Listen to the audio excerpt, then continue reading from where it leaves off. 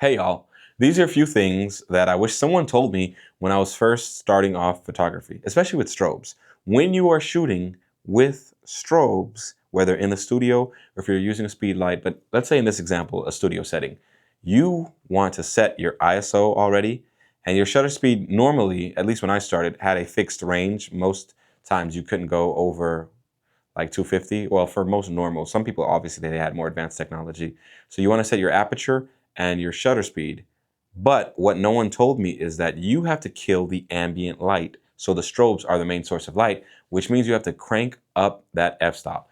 When I first got started, everyone was bokeh this and bokeh that and low f-stops. But in the studio, to get a crisper image, you definitely want to kill the ambient light, which means flying that f-stop up. I usually start at f like 11 or 13, around that range, f11 and 13, depending on the lights that I'm using. And then every other change you want to make as far as intensity and the direction, etc., actually comes in from the trigger. I use the trigger, whether you're full power, half power, 1/8 power, 1/4 power, etc.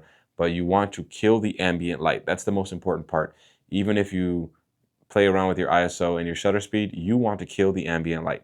That comes from raising up that f-stop. Raise that f-stop.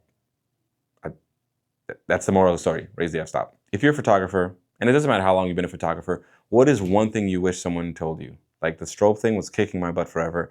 It took a bunch of YouTube videos and trial and error, and I wish somebody just broke it down to me so simple. Like, well, what's yours? Leave it a comment below.